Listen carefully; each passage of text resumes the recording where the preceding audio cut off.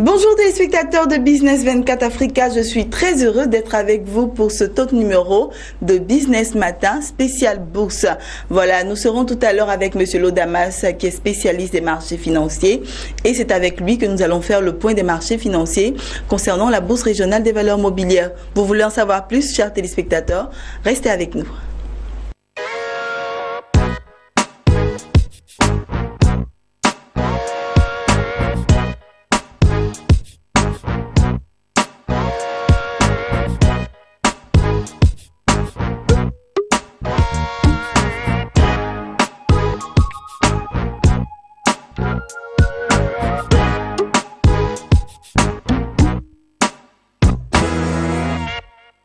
Et voilà, nous sommes de retour sur le plateau. Monsieur Lodamas est avec nous. Monsieur Lodamas, bonjour. Bonjour, madame. Merci d'être sur notre plateau. Je vous en prie. C'est avec vous, comme d'habitude, que nous allons faire le point des marchés financiers concernant la Bourse régionale des valeurs mobilières. Et c'est le point des marchés financiers pour la période, pour la semaine écoulée, n'est-ce pas? C'est exact. Voilà, on commence tout de suite, Monsieur Lodamas, avec les indices principaux. Ok, donc concernant les indices principaux, il faut retenir que le BRVM 10 est passé de 248,14 à 249,93 points, soit une hausse hebdomadaire de 0,72%. Le BRVM Composite est passé de 280,28 à 278,05 points, soit une baisse hebdomadaire de 0,80%. D'accord, on attaque tout de suite les indices sectoriels. Au niveau des indices sectoriels, il faut noter que le BRVM Industrie a baissé de 0,99%, le BRVM Service Public a évolué de 0,56%, le BRVM Finance a observé un recul de 0,20%, le BRVM Transport a trébuché de 14,33%, le BRVM Agriculture a baissé de 0,66%, le BRVM Distribution a trébuché de 2,05% et le BRVM Haut secteur est resté stable à 432,1 points. Voilà, parlons maintenant des plus fortes hausses et des plus fortes baisses.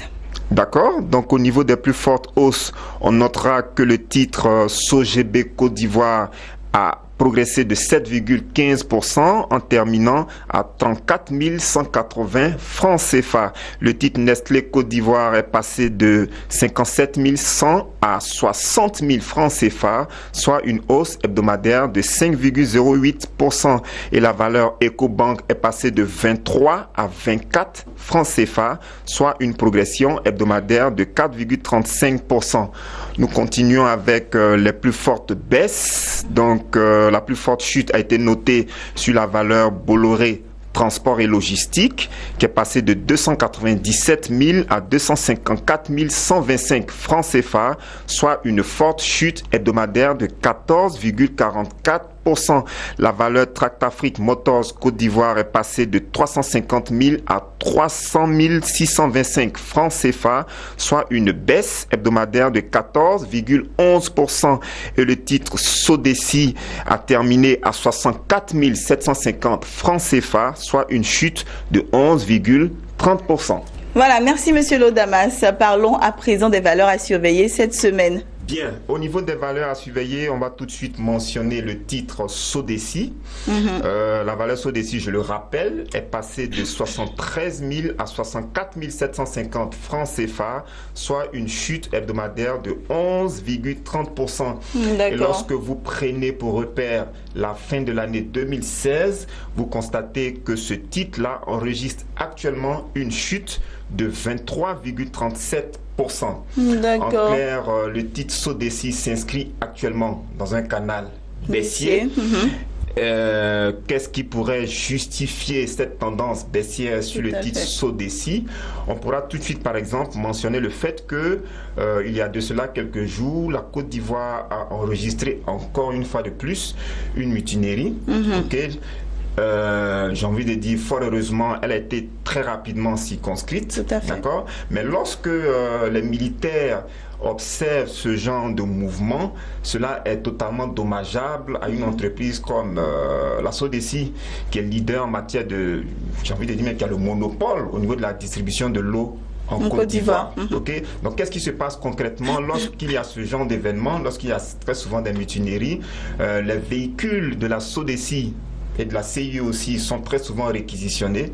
Okay? Et au sorti de ce genre de troubles, la SODECI enregistre très souvent des pertes au niveau de son patrimoine. Tout à fait. Parce que la plupart des véhicules de la SODECI sont des véhicules de type 4x4. Oui. Et donc, on se dit que peut-être que cette crainte-là a été observée par certains investisseurs.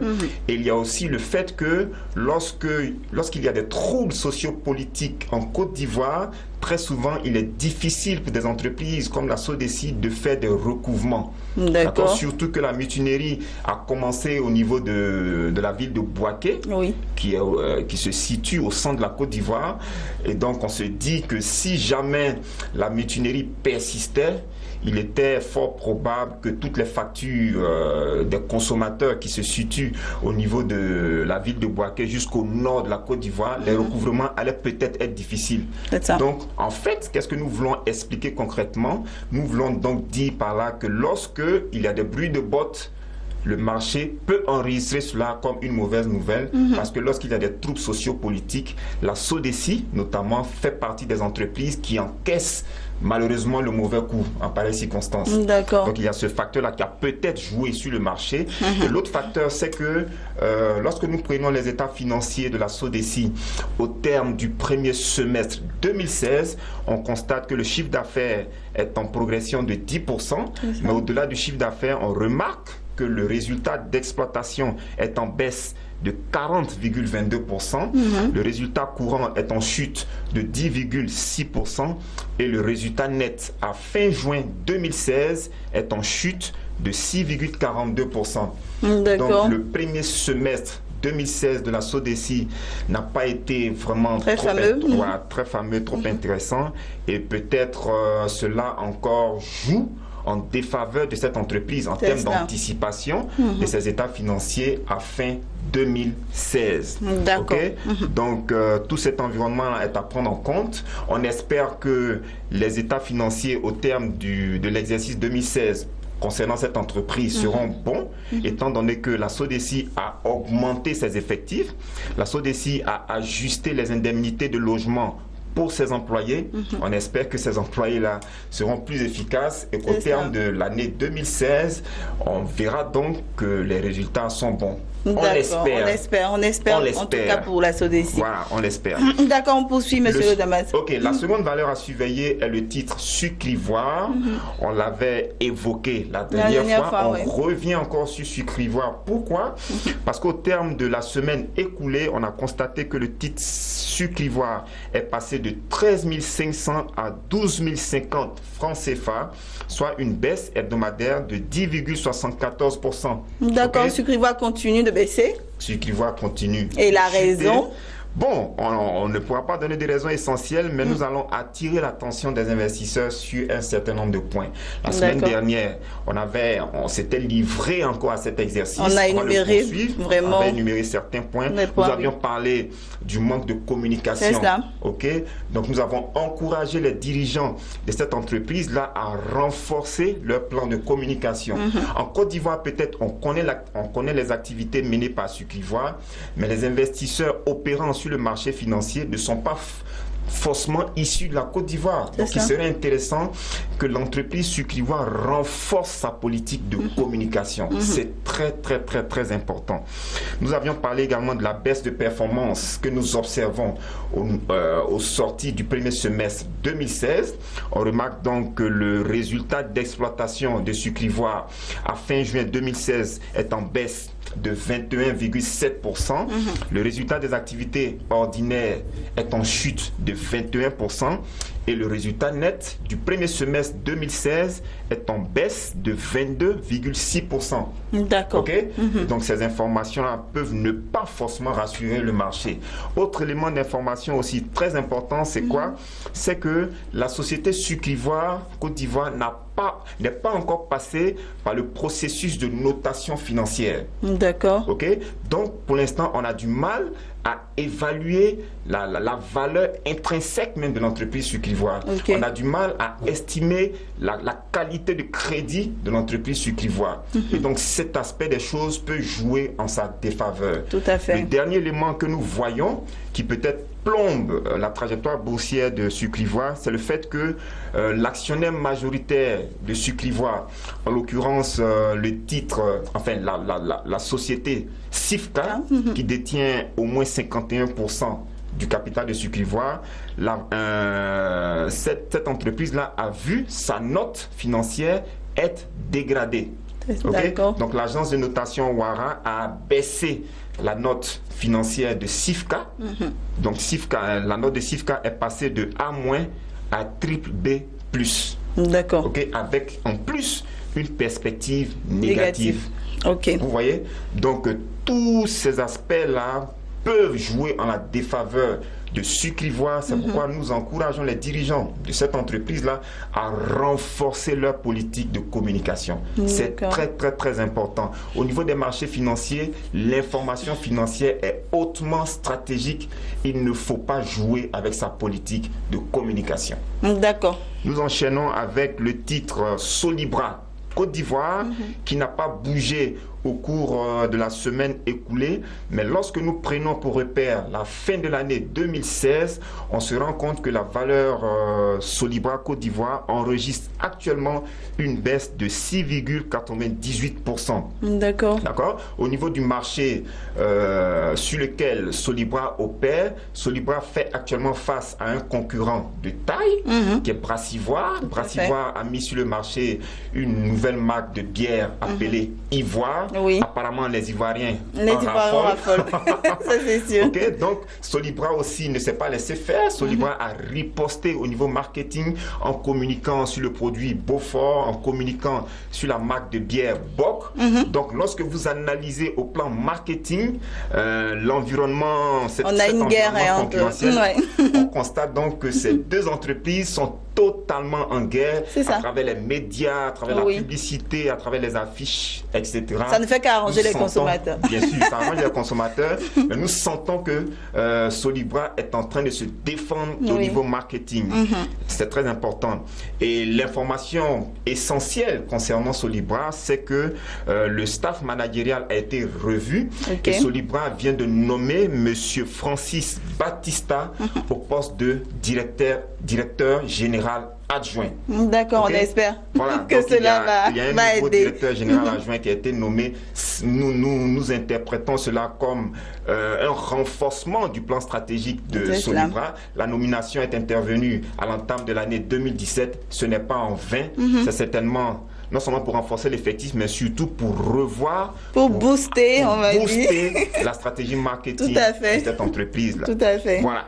Donc, il va falloir surveiller de près la valeur Solibra Côte d'Ivoire parce qu'au niveau marketing, au niveau managérial, Solibra est en train de prendre de nouvelles dispositions pour justement faire face à la concurrence. D'accord, merci Monsieur Lodamas pour toutes ces informations et on va continuer cette émission pour parler des marchés à l'international. On va s'intéresser alors au pétrole brut et au pétrole WTI.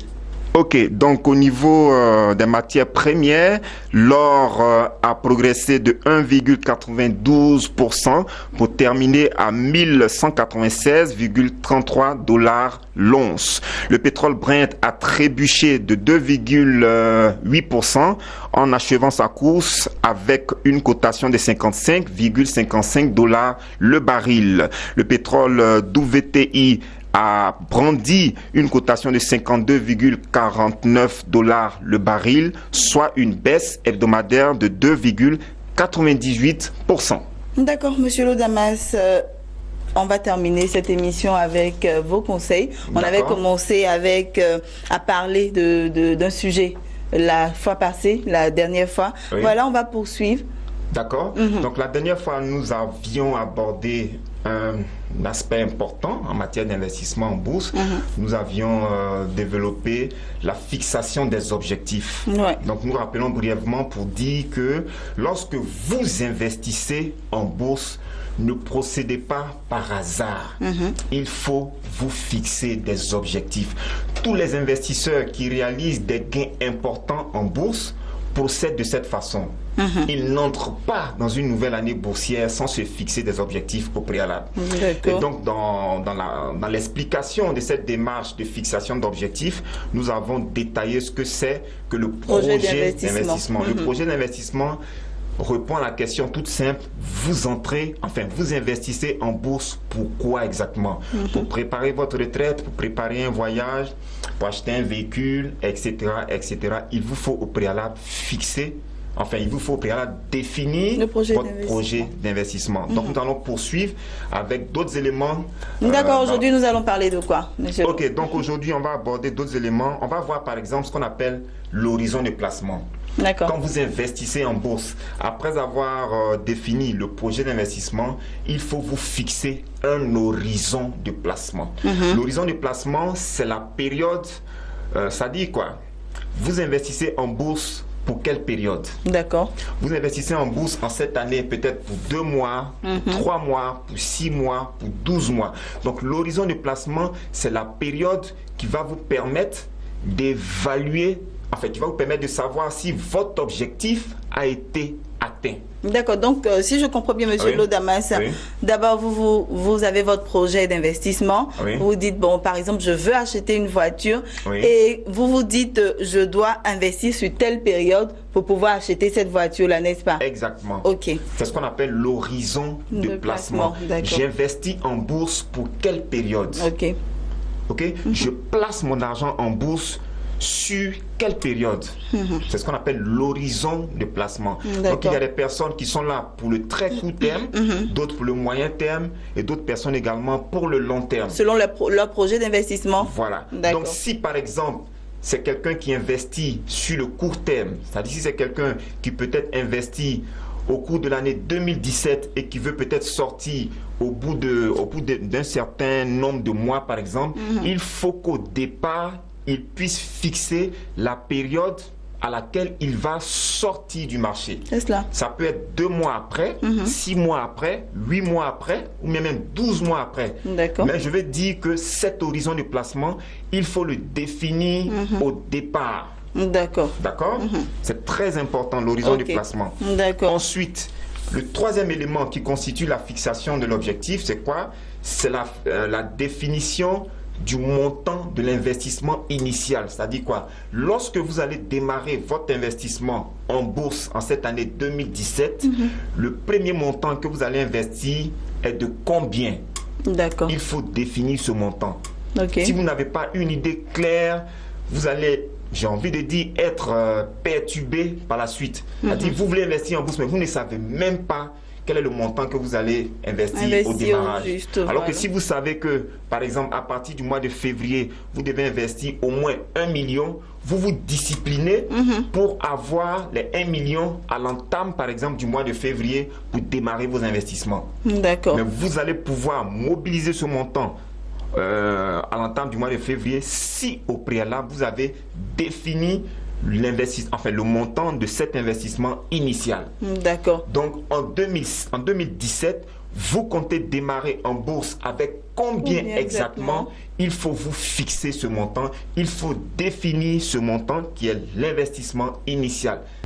D'accord, monsieur Lo, c'est bien compris. Après l'investissement initial, qu'est-ce qu'il faut faire? Alors, donc après avoir fixé le montant de l'investissement initial, il faut maintenant définir ce qu'on appelle la fréquence de renforcement de votre portefeuille. D'accord, qu'est-ce que c'est? La fréquence de renforcement de votre portefeuille, vous allez par exemple préciser combien est-ce que vous allez injecter au niveau du marché et à quelle fréquence vous prévoyez renforcer votre portefeuille. Vous pouvez simplement vous dire par exemple, chaque fin de mois, je prévois investir peut-être 500 000 en bourse. Ou même vous pouvez dire simplement, chaque trimestre, je prévois investir un montant de 200 000 à la BRVM par exemple. D'accord. Donc, quel est le montant que vous prévoyez investir de façon fréquente et sur quelle période vous prévoyez investir ce montant. Donc, comment est-ce que vous allez renforcer votre portefeuille durant toute l'année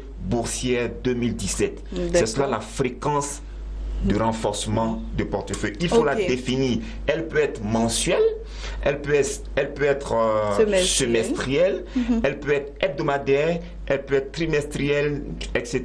Ça dépend de l'investisseur. Justement, c'est à vous de définir la fréquence. Donc, vous précisez la période et vous précisez également le montant que vous allez mettre de côté en guise d'investissement en bourse. D'accord. Ça, c'est ce que l'investisseur discipliné fait. Exactement. Tous les investisseurs disciplinés le font. Ils n'en parlent pas. Ils ne partagent pas peut-être cette technique d'investissement, mais je vous assure, beaucoup mettent en application tout ce que nous sommes en train de vous expliquer. D'accord, monsieur Lodamas, on continue avec les Alors, points. Donc nous allons poursuivre avec, après la, comment on appelle, la fréquence de renforcement du portefeuille, il y a ce qu'on appelle la rentabilité espérée. C'est un aspect très important. Lorsque vous investissez en bourse, il faut faire des anticipations en termes de gains. J'ai investi en bourse en cette année 2017 et je prévois gagner autour de peut-être 5% par mois. Mais je prévois gagner au terme de l'année 2017 une plus-value par exemple de 20%, de 30%. Donc qu'est-ce que vous prévoyez gagner au terme de l'année 2017? Qu'est-ce que vous prévoyez gagner chaque fin de mois? Qu'est-ce que vous prévoyez glaner comme plus-value chaque fin de trimestre? D'accord, vous fixez déjà ça. Vous devez vous fixer des objectifs en matière de gains. D'accord. C'est très important. Si vous savez ce que vous voulez gagner, par exemple à la fin du mois ou à la fin du trimestre, vous en tenez compte, vous sélectionnez vos titres. C'est ça. Donc, la rentabilité espérée est pour vous une sorte de repère, une sorte d'objectif, une sorte de cible. D'accord. Donc, c'est en ayant les regards fixés sur votre rentabilité espérée que vous mettez en place une stratégie et que vous renforcez votre portefeuille progressivement. Mais si vous n'anticipez pas quelque chose en termes de gains, vous allez investir dans le vide. C'est totalement illusoire, c'est totalement déconseillé. Donc, chaque investisseur qui me suit aujourd'hui doit revoir totalement sa manière d'investir et se poser la question suivante. J'investis en bourse en 2017. Qu'est-ce que la bourse doit me rapporter chaque fin de mois? Ça, c'est la rentabilité mensuelle espérée. Qu'est-ce que la BRVM doit me rapporter chaque fin de trimestre? Ça, c'est la rentabilité trimestrielle espérée. Qu'est-ce que la BRVM doit me rapporter à la fin de l'année? Ça, c'est la rentabilité annuelle espérée. Vous devez définir tous ces aspects-là avant de démarrer l'année boursière 2017. Quand vous fixez donc ce qu'on appelle la rentabilité espérée, vous savez exactement où vous partez, vous savez ce que vous voulez avoir comme gain en cette année 2017 et vous prenez toutes les dispositions qu'il faut pour que ces gains-là soient réalisés. D'accord. C'est très important. D'accord, monsieur Lodamas. On enchaîne avec le dernier, un dernier point au niveau de la fixation des objectifs, qui est donc la précision du niveau de perte tolérable. D'accord, ça aussi. Il faut préciser votre niveau de perte tolérable. Il faut baliser d'avance votre portefeuille. J'investis en bourse, mais psychologiquement, je suis prêt à perdre combien en bourse? Je suis prêt à perdre combien par mois? Je suis prêt à perdre combien par trimestre? Je suis prêt à perdre combien au cours de l'année boursière 2017? Et ce niveau de perte-là s'évalue en taux.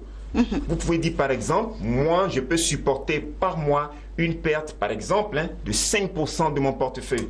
Je peux supporter au maximum par trimestre une perte peut-être de 10% de mon portefeuille. Je peux supporter au maximum jusqu'à la fin de l'année une baisse de mon portefeuille évaluée peut-être à autour de 30% de ce que j'aurais investi durant toute l'année. Donc psychologiquement, il faut déjà définir les choses, il faut déjà préciser le niveau de perte que vous pouvez supporter. Il ne faut jamais être surpris. Il ne faut pas être surpris justement. De telle sorte que lorsque votre portefeuille évolue en baisse jusqu'à ce niveau, vous pouvez prendre ce qu'on appelle des mesures d'ajustement de votre portefeuille.